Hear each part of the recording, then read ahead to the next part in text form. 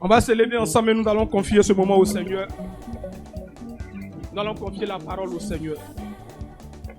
Prions ensemble et confions la parole au Seigneur. Dis au Seigneur de te parler ce matin. Dis à Dieu de te parler à ton cœur.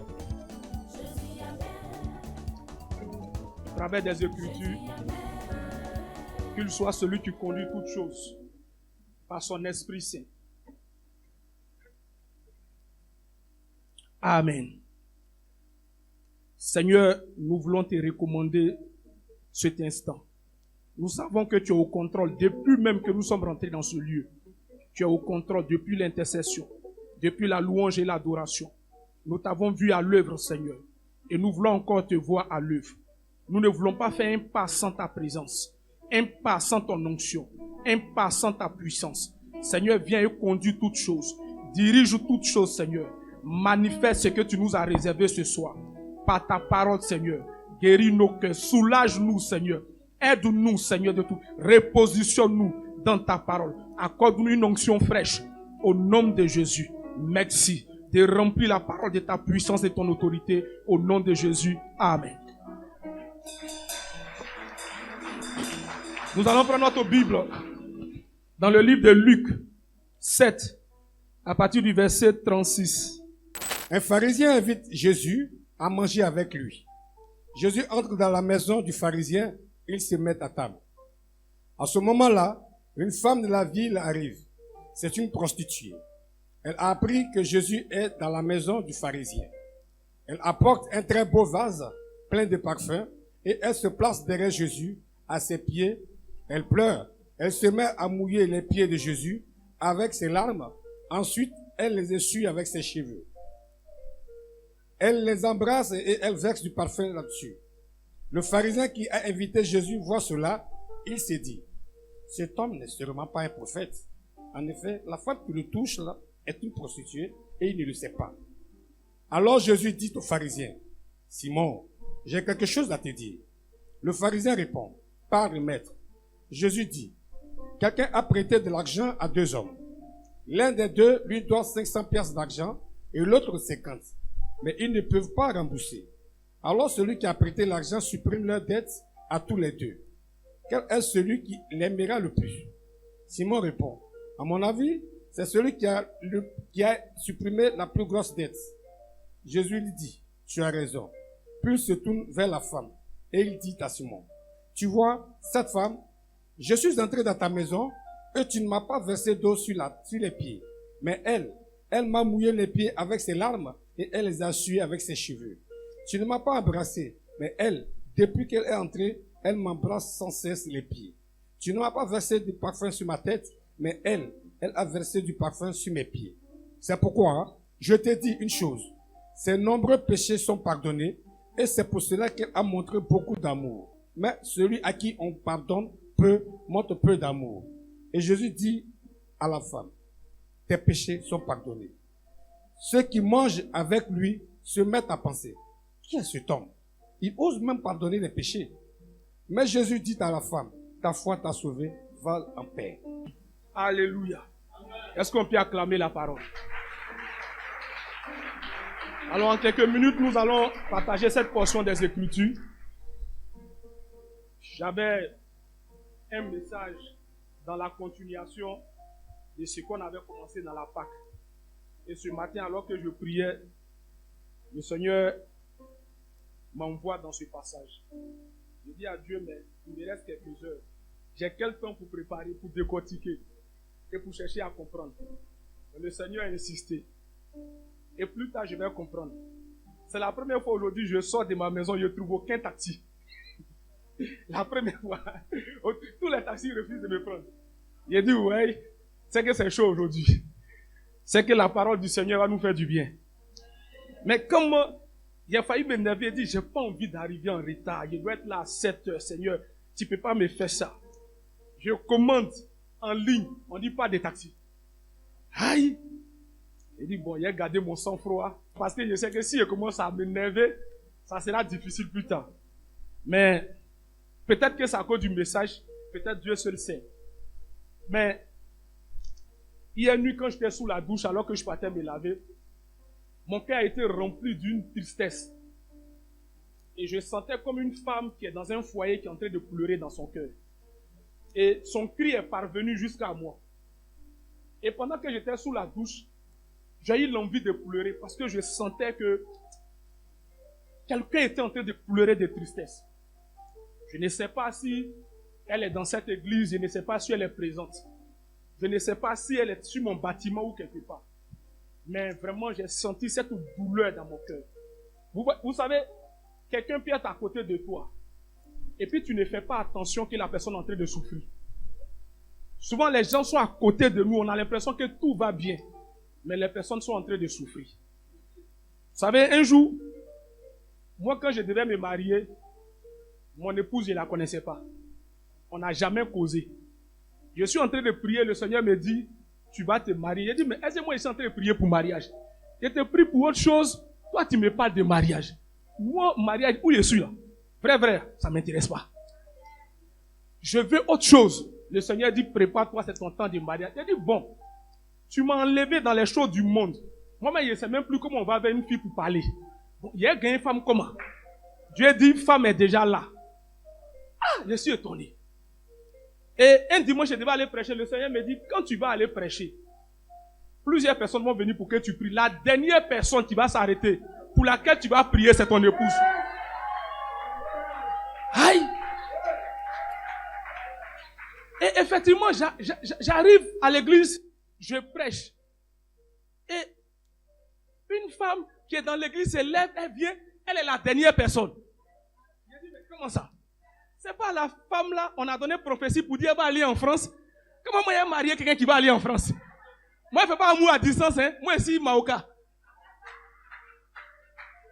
On a dit que la femme là, tous les serviteurs de Dieu qui sont venus disent, elle va aller. Et puis toi Dieu te dit de me marier avec elle. On va aller ensemble. Moi je t'ai pas dit qu'elle vient aller quelque part.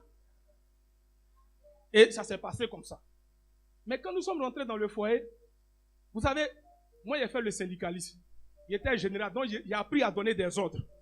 Donc, tout ce que je sais là, c'est ordre. Je ne sais pas dialoguer.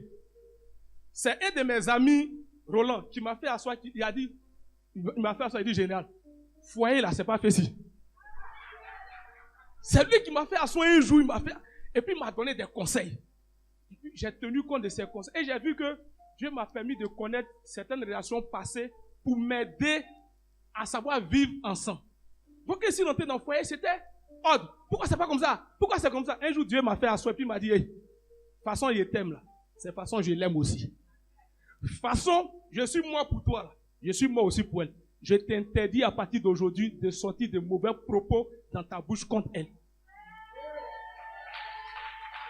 Est-ce que vous comprenez? Alors, je me suis assis et dit, mais Seigneur, c'est qui tu m'as envoyé? Et puis, je ne peux même plus parler. Et j'ai compris que de la même façon, Dieu t'aime. C'est comme ça qu'il aime celui qui met à côté de toi. Ou celle qui met à côté de toi. Nous avons des personnes qui sont autour de nous qui pleurent, mais on ne sait pas. Et ça constitue dans le ciel un motif de blocage dans nos vies. Et on ne le sait pas. Que le Seigneur nous donne le discernement. Que le Seigneur nous donne le discernement.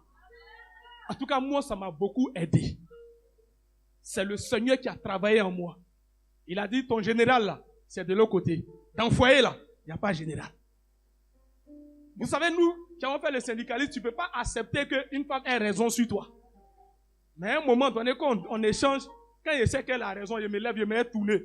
Et puis il vient et dit, bon, c'est que tu as dit, l'on a fait. Ça, c'est une manière de dire, tu as raison.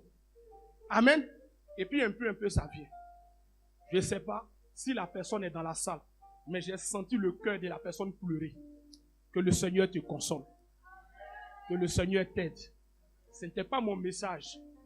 Mais je l'ai dit, le message que j'ai préparé, c'est l'Esprit de Dieu qui est en train de me conduire. Je me laisse guider. Que le Seigneur aide quelqu'un. Dieu nous a déjà bénis. Certains blocages ne viennent pas de Dieu. Certains blocages viennent de nous-mêmes. Interrogeons-nous. Allons-y dans la présence de Dieu. Soumettez-nous et posons la question au Seigneur. Et le Seigneur va te dire, si tu prétends aimer Dieu et que tu n'aimes pas celui qui est autour de toi, tu n'es pas en train de servir Dieu. Le ministère, il commence par la maison. C'est ce que le Seigneur m'a enseigné. Le ministère commence par la maison. Les premières églises, c'est à la maison. Plus il y a la joie chez toi, plus la gloire de Dieu descend. Plus il y a la joie chez toi, plus la gloire de Dieu descend. Et nous devons comprendre ce principe. Sinon, peu importe, il faut faire 100 jours de jeûne, 40 jours de jeûne, 50 jours, 200 jours de jeûne. Quand ça, ce principe-là, tu ne le respectes pas, il n'y a pas de bénédiction qui descend. Parce que Dieu est juste. Le Seigneur est juste. Il nous aime tout autant que nous sommes. Nous devons apprendre à nous aimer. C'est là la clé. L'amour, ça manifeste un grand niveau d'onction. L'amour, ça ouvre certaines portes. Moi, je connais un gars, quand il est coincé quelque part que ça ne va pas, il vient dire à sa femme, je t'ai fait quoi? Elle dit, comment? Il dit, je t'ai fait quoi? Et puis elle commence à lui dire, tu as fait ça, tu as fait ça, tu as fait ça. Il se met à genoux, pardon. Il s'en va chercher cadeau et puis il vient donner. Sa femme prie pour lui, quand il sent ses affaires, c'est décante. Alléluia. Vous voyez, la plupart des ministres que vous voyez, des autorités, ils ont un certain respect pour les femmes. Ceux qui s'amusent à jouer avec les femmes, plus tard, on les démet de leurs fonctions. Parce que Dieu met toujours auprès de nous une aide semblable. Ne pas la mépriser. Que le Seigneur nous donne de comprendre. Que Dieu nous donne la compréhension de ces choses. Si le Seigneur ne nous a pas donné la compréhension, on va rester en train de prier, on va rester en train d'accuser à gauche, à droite, alors qu'en réalité, le problème vient de nous. Que le Seigneur nous aide. Alléluia. Que le Seigneur nous aide. Ce matin, je prie simplement que Dieu nous accorde la paix. Vous savez, après la période de Pâques, généralement, il y a le découragement qui arrive. Après la période de Pâques, il y a toujours la mort qui s'élève. Quand Israël est sorti de l'Égypte, c'était là la préfiguration de la Pâque. Ils ont célébré, ils ont offert l'agneau à Dieu. Amen. Ils ont offert un agneau à Dieu. Quand ils ont offert l'agneau à Dieu, Dieu leur a dit, ils n'ont qu'à avoir les chaussures aux pieds, parce qu'il va les faire sortir de l'Égypte. Et pendant qu'ils étaient en train d'offrir à Dieu, ils mangeaient avec des herbes amères. Ils sont sortis pour aller. Quand ils sont sortis, Pharaon les a poursuivis. Ça veut dire, la mort continuait de les poursuivre. Amen. Et après la Pâque, on a vu que Pierre est retourné à la pêche, découragé. Il a lancé son filet toute la nuit. Il n'y avait pas de poisson. Parce que pour lui, le maître est parti. C'est fini. Il n'y a plus d'espoir. On a marché avec le monsieur pendant combien de temps? On a marché avec lui pendant toutes ces années. Ah, c'était pour venir finir là. C'est mieux, je vais retourner vers ce que je faisais. Mais alors que Pierre était là, découragé, parce que toute la nuit, Pierre n'a rien eu, le Seigneur s'est révélé à lui. Le Seigneur est venu se révéler à lui. Ici, dans le texte que nous venons de lire, nous comprenons simplement que nous sommes dans un contexte. Un contexte où Jésus est invité dans la maison d'un pharisien. Les pharisiens, c'est un groupe de juifs qui sont des personnes qui sont strictes dans l'observance de la loi et des traditions. Ils ne jouaient pas avec ça. Ils avaient un certain regard d'eux-mêmes. Ils se disaient supérieurs aux autres. Ils étaient d'une certaine classe, d'un certain niveau. Et c'est ce pharisien-là qui va inviter chez lui Jésus pour lui offrir un repas. Et la Bible dit que pendant qu'ils sont en train de manger, il y a une dame qui est réputée dans la ville comme une dame qui commettait des péchés. On ne nous dit pas son péché, mais on dit une dame pécheresse. Elle est identifiée par son péché. Ça veut dire que son péché était reconnu de tous dans la ville. Et dans d'autres versions, on dit qu'elle avait une mauvaise réputation. Et cette dame, elle va s'inviter dans la présence de Dieu. Comme pour dire quoi? Le royaume des cieux est forcé. Le royaume des cieux est forcé. Elle va rentrer dans la présence de Dieu. Quand elle rentre dans la présence de Dieu, elle vient avec un parfum d'albâtre, un parfum de grande valeur, qu'elle apporte au Seigneur Jésus-Christ. Mais elle ne s'arrête pas là. Non seulement elle apporte le parfum, mais elle apporte avec des pleurs, avec les larmes. Et elle prend ses larmes pour essuyer les pieds de notre Seigneur Jésus-Christ. Alléluia. Les larmes qu'elle était en train de couler en apportant le parfum, c'était la reconnaissance en tant que pécheresse qu'elle est. Elle est venue vers le maître pour dire, je reconnais mon péché. Je reconnais que je suis pécheresse, mais j'ai besoin du salut. Le salut est venu pour tout le monde. Que tu sois prostitué, que tu sois braqueur, que tu sois voleur. Jésus-Christ est venu pour chacun de nous. Et cette dame qui est venue se prosterner devant Jésus avec son parfum, elle est venue avec des larmes. Elle est venue avec des pleurs. Je vais dire à quelqu'un, il arrive des moments dans la vie où il y a des pleurs et des larmes. Mais quand nous partons devant la présence de Dieu, nous répandons nos pleurs et nos larmes. Dieu nous exauce toujours. C'est en ce moment que la miséricorde de Dieu commence à se manifester. Parce que la dame était sincère dans son action. Elle est sincère dans l'action qu'elle a posée. Elle n'est pas venue s'amuser. Le pharisien, lui, il regarde la dame. Il commence à dire en lui-même, mais si le monsieur était un prophète, il allait savoir à qui il avait affaire. Mais Jésus-Christ va lui dire, monsieur, Simon ou Siméon, Jésus-Christ va lui dire, il y a deux personnes. Jésus-Christ lui donne une image, il y a deux personnes. Il y a une personne qui doit 50 000. Et il y a une autre personne qui doit 500 000. Et puis les deux n'ont pas l'argent pour payer. Et celui à qui on doit vient et il dit, c'est bon, j'annule vos dettes. C'est bon. Il dit, entre les deux, qui sera content? Simeon dit, c'est celui à qui on annule la dette de 500 000. Parce que pour lui, il y a beaucoup. Jésus dit oui. À celui à qui on a offert l'amour, il donnera encore beaucoup d'amour. On va réclamer beaucoup d'amour. La dame est contente parce que toi, tu te dis que tu es pharisien. Tu n'as pas beaucoup de péchés. Sinon, tu n'as pas de péchés. Mais la dame, elle reconnaît qu'elle n'est pas digne de recevoir le pardon. Et ce matin, Jésus-Christ lui a accordé son pardon. Alors cette femme, elle est tellement contente qu'elle peut verser son parfum. Elle peut prendre ses larmes pour essuyer le pied de Jésus. Elle peut prendre ses cheveux pour essuyer les pieds de Jésus. Parce que elle rentre dans la présence du grand maître. Elle se sent indigne. Jésus ne la repousse pas. Jésus ne la rejette pas. Mais Jésus lui ouvre ses bras d'amour. Elle ne s'attendait pas à ça. Pourtant, le pharisien, lui, il est en train de la juger. Mais comment il peut laisser une telle femme le toucher? Mais à la croix, il y avait deux brigands. C'était des braqueurs reconnus, des voleurs reconnus. Jésus était condamné au milieu d'eux. Il y a un qui, lui, a commencé à dire, mais si tu es le fils de Dieu, sauve toi-même et sauve-nous. Mais il y a un autre qui a dit, fils de David, aie pitié de moi. Fils de David, aie pitié de moi. Parce que ton papa David, il a admis dans sa présence un handicapé qui est perclus des deux jambes. Si ton papa l'a fait, alors toi aussi, en tant que fils de David, tu peux m'admettre en tant que voleur. Alléluia. Tu peux m'admettre en tant que voleur, en tant que bandit. Aie pitié de moi. Et la miséricorde de Dieu s'est manifestée. Quand la miséricorde de Dieu se manifeste, tes péchés sont pardonnés. Et quand tes péchés sont pardonnés, la gloire de Dieu vient vers toi. Oh, je déclare ce matin que la gloire de Dieu t'accompagne dans tes affaires. La gloire de Dieu descend dans ta vie. La gloire de Dieu descend dans ta maison. Je déclare que ce matin, à cause de ce que, par le sacrifice de Jésus à la croix, tes péchés sont pardonnés. Que la paix de Dieu soit ton partage. Jésus a dit à la femme, va en paix. N'est-ce pas? Il dit, va en paix. Mais la paix, là, on retrouve ça dans le salut, n'est-ce pas? La paix, on retrouve ça dans le salut. Parce que dans le livre de Jean 3, verset 16, il dit quoi? Dieu a tant aimé qu'il a donné son Fils, afin que quiconque croit ait la vie éternelle. C'est le salut. Mais le salut en grec, c'est soteria. Et puis c'est sozo. Dans sozo, il y a quoi? Il y a d'abord la vie éternelle. Il y a la restauration. Il y a la guérison, il y a la prospérité, il y a la paix, il y a la joie, mais une véritable joie. La paix, c'est l'absence des chagrins. La paix, c'est la paix sociale, la paix économique. Jésus dit que la paix soit avec toi. Je vais dire à quelqu'un ce matin, que la paix de Dieu soit avec toi. Je vais dire à quelqu'un ce matin, que la paix de Dieu soit avec toi. Que la paix de Dieu soit avec toi.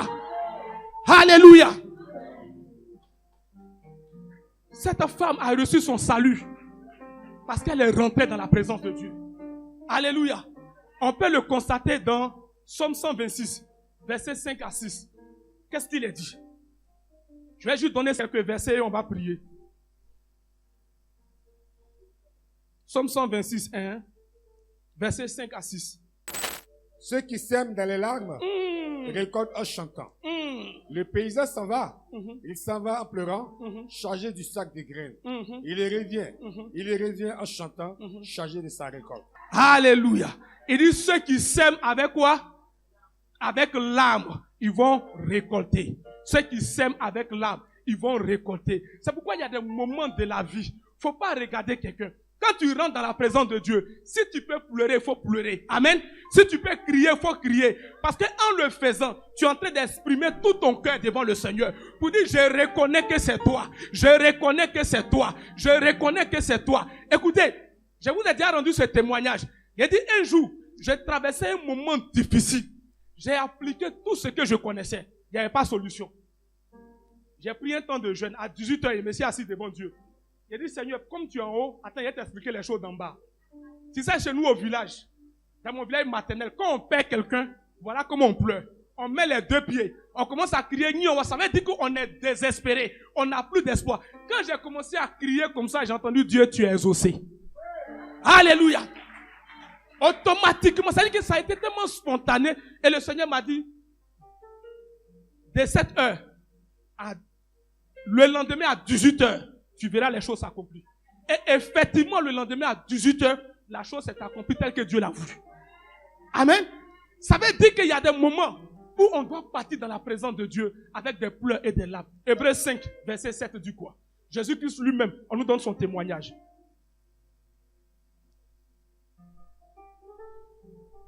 Hébreux 5, verset 7. Le Christ, pendant sa vie sur terre, a adressé à Dieu des prières et des supplications avec des grands cris et des larmes. Et quand tu lis là-dessus dans d'autres versions, on dit, et il a été exaucé. Tu vois, il a adressé avec des cris et des larmes, et il a été exaucé. Donc il y a des moments où Dieu permet qu'on puisse, c'est-à-dire qu'on puisse pleurer. Il y a ces moments-là qui arrivent dans nos vies, où le Seigneur permet qu'on puisse pleurer. Parce qu'en ce moment-là, tu es en train de témoigner à Dieu ton amour. Souvent, tu es dans la présence de Dieu. Même en adoration, et tu es en train de pleurer. Dieu sait que ton adoration est sincère. Parce que tu es en train de montrer à Dieu. Tu es en train d'ouvrir tout ton cœur au Seigneur. Alléluia. Donc, ce que nous retenons dans ce passage, premièrement, l'importance de la repentance et de l'humilité. Amen. La dame n'a pas regardé à sa condition. Elle est venue se jeter aux pieds de Jésus-Christ. On pourrait dire que les deux ont reçu le salut. Le pharisien a reçu le salut parce qu'il invitait Jésus à rentrer chez lui. En invitant Jésus à rentrer chez lui, il voulait augmenter sa connaissance. Il était curieux de comprendre les enseignements de Jésus, d'avoir Jésus auprès de lui. Il était curieux d'entendre Jésus prêcher, mais aussi il ouvrait sa maison au salut. Alléluia. Et la dame, elle, en forçant pour rentrer dans une maison dans laquelle elle n'était pas attendue, elle aussi, elle allait chercher son salut par la repentance. C'est pourquoi je prie ce matin que le Seigneur te donne la force d'entrer dans les maisons où on ne t'attendait pas. Que le Seigneur te fasse rentrer dans les lieux où on ne t'attendait pas. Et qu'en rentrant dans ces lieux, tu reçoives un salut au nom de Jésus. La deuxième chose qu'on retient, c'est la nature véritable de l'amour et de la gratitude. Amen. Parce que quand elle offre le parfum avec des pleurs, elle prend ses cheveux pour essuyer les pieds de Jésus. Jésus la regarde, il est rempli de compassion. Il dit, tes péchés te sont pardonnés. Parce que Luc présente Jésus comme celui qui est 100% Dieu, 100% homme. Donc, en tant que 100% Dieu, il a la capacité de pardonner les péchés. Alléluia. Avant même d'aller à la croix, Jésus avait la capacité de pardonner les péchés. Quand il arrive maintenant à la croix, allons là. Quand nous venons par la foi, nos péchés nous sont pardonnés directement. Alléluia. Troisième des choses, le jugement basé sur l'apparence. Jésus n'a pas regardé à l'apparence. Le pharisien, il avait une apparence, mais elle était reconnue comme une pécheresse, une personne de mauvaise vie. Mais Jésus lui a ouvert ses portes. Il lui a accordé le salut par la rémission des péchés. Alléluia. Donc souvent on juge par l'apparence. Oh, Dieu regarde au cœur. Amen. Le Seigneur dit, moi je ne regarde pas à ce qui est apparent, mais je regarde au cœur. Alléluia. Quatrième des choses, l'autorité de Jésus pour pardonner les péchés. Ça, je l'ai déjà dit. On voit l'autorité de Jésus. Et cinquième des choses, le rôle de la foi dans le salut. La foi de la dame a été une foi agressive. Alléluia. Ça a été une foi en mouvement. Une foi qui allait bousculer. Une foi qui allait rentrer. Ah! Un pharisien, ceux qui sont durs comme ça, ils invitent le maître. Et puis la dame se lève. C'est pourquoi souvent, moi j'aime les prostituées, hein, elles n'ont pas froid aux yeux. Quand elles veulent atteindre quelque chose, elles vont atteindre. C'est toi, quand tu as problème avec une prostituée, c'est toi qui as honte, tu te cherches. Sinon, elle n'a pas honte. Alléluia. Elle va commencer à crier. C'est toi-même qui vas commencer à te chercher. Parce qu'elle a de l'audace. Amen. Attends. La vie qu'elle vit là, c'est quoi qui va lui faire honte encore? Elle n'a pas honte. Alléluia. Si on a ce genre de foi, nous allons voir les résultats. Alléluia. Que le Seigneur nous donne une foi agressive. Une foi véritable. Au nom de Jésus. Et nous allons prendre... Il y a beaucoup de versets qu'on pourra lire à la maison. Comme il est l'heure, on va s'arrêter là. Il y a, par exemple, Jérémie 31, verset 16 à 15, qui parle des pleurs. Acte 20, verset 19 et verset 31. 2 Corinthiens 2, verset 4. 1 Pierre 4, verset 13. 2 Corinthiens 1, verset 5. Philippiens 3, verset 10. Tout ça, ça parle de la souffrance. Tous ceux qui ont supporté, tous ceux qui sont venus à Jésus, tous ceux qui ont accepté, tous ceux qui ont payé le prix, en pleurant par des larmes, et que Dieu a soutenu, à qui Dieu a accordé une grande grâce. Alléluia. Dans le psaume 1, il est écrit, à partir du verset 1, voici l'homme heureux. Il n'écoute pas les conseils des gens mauvais. Il ne suit pas l'exemple de ceux qui font le mal. Il ne s'assoit pas avec les moqueurs. Au contraire, il aime l'enseignement du Seigneur et le rédige jour et nuit dans son cœur. Comme un arbre planté au bord de l'eau, il donne ses fruits au bon moment et ses feuilles restent toujours vertes. Alléluia, on va se lever sur cette parole. On va juste lever les mains dans un esprit d'adoration. Nous avons fini, le message est fini. Je me suis laissé inspirer par le Seigneur, amen. Comme il m'a envoyé. J'ai donné le message comme il m'a envoyé. Heureux l'homme qui ne marche pas selon le conseil des méchants, qui ne s'arrête pas sur la voie des pécheurs, qui ne s'assied pas en compagnie des moqueurs. C'est une autre image de ce qu'on vient de lire. Le psaume 7, verset 36, c'est deux images. Dieu met ici en opposition deux personnes, le méchant et le gentil. Amen. Comme on a vu le pharisien et la femme prostituée. Donc c'est les deux tableaux. C'est identique. Quand tu fais des recherches, tu peux comprendre. Alléluia. Qui trouve son plaisir dans la loi de l'Éternel et qui la médite jour et nuit. La dame est partie dans la présence de Dieu. Elle y a trouvé son plaisir. Amen. Et elle est ressortie de là justifiée. Elle est ressortie de là restaurée. Elle est ressortie de là pardonnée. Et la Bible dit, il est comme un arbre planté près d'un courant d'eau qui donne son fruit en sa saison et dont le feuillage ne pétille point. Tout ce qu'il fait lui réussit. Tout ce qu'il fait lui réussit. À partir de ce matin, à cause de ce que tu es planté en Jésus, tu es connecté en Jésus, je déclare que tout ce que tu fais te réussit au nom de Jésus de Nazareth. Tu es comme un arbre qui est planté au bord d'un cours d'eau, que ton feuillage reste toujours vert. Aussi longtemps que tu restes connecté à Jésus, que ton feuillage reste toujours vert, afin que tu puisses produire tes fruits en tout temps. Que tu n'aies pas de fruits saisonniers, mais que tu aies des fruits en tout temps. Parce que Jésus-Christ est la source de la vie abondante. Que la vie abondante de Christ demeure en toi. La vie abondante de Christ soit manifestée en toi. Que la vie abondante de Christ soit manifestée en toi. Produis du fruit en tout temps. Produis du fruit en tout lieu. Produis du fruit en tout temps. Produis du fruit en tout lieu. Je vois le Seigneur justifier quelqu'un. Je vois le Seigneur restaurer quelqu'un. Je vois le Seigneur élever quelqu'un. Je vois le Seigneur élever quelqu'un. Pendant que tes mains sont levées. S'il vous plaît, lève tes mains quand on te demande de lever tes mains. Amen. Il y a une dame qui a rendu son témoignage. Elle était à une croisade. Et l'homme de Dieu était sur l'estrade en train de prêcher. Il a dit lever les mains. Et pendant qu'il priait, il déclarait des paroles. Dieu a ouvert ses yeux. Elle a vu un ange gaillard qui était suspendu dans le ciel. Et pendant que les mains étaient levées, l'ange faisait descendre les bénédictions. Ceux qui avaient les mains comme ça, ils ne recevaient rien. Alléluia. Et c'est à la fin de la croisade, il va rendre le témoignage au pasteur. Alléluia. Je déclare ce matin que le Seigneur t'arrose. Que le Seigneur t'arrose. À partir de la repentance et du salut, la restauration arrive. À partir de la repentance, le salut rentre.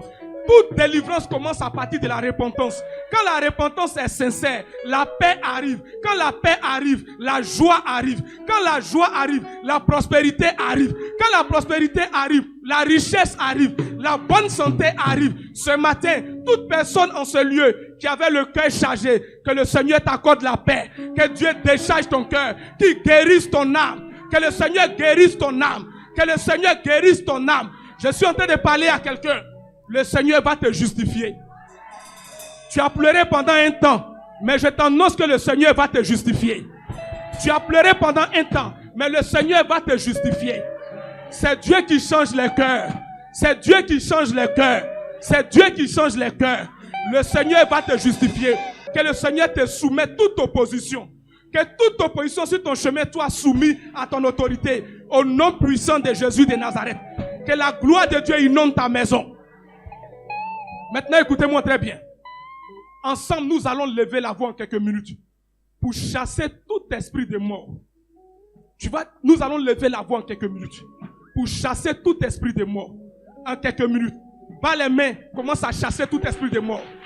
Au nom de Jésus. Au nom de Jésus. Tout esprit de mort. Tout esprit de mort. Au nom de Jésus. Au nom de Jésus. Au nom de Jésus. Au nom de Jésus. Au nom de Jésus. Au nom de Jésus. Au nom de Jésus. Au nom de Jésus. Au nom de Jésus. Seigneur, nous refusons. Seigneur, nous renonçons. Nous refusons.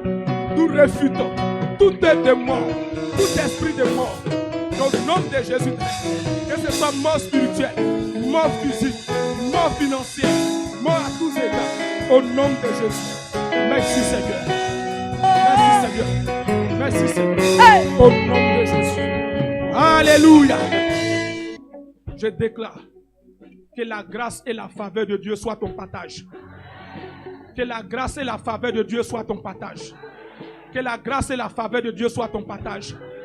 La Bible déclare, lorsque les anges sont allés à Sodome et Gomorrhe pour aller détruire Sodome et Gomorrhe et qu'ils sont rentrés dans la maison de Lot, en sortant avec Lot, les anges ont dit à Lot, va vite dans la montagne qui est de l'autre côté, afin que le feu ne t'atteigne pas.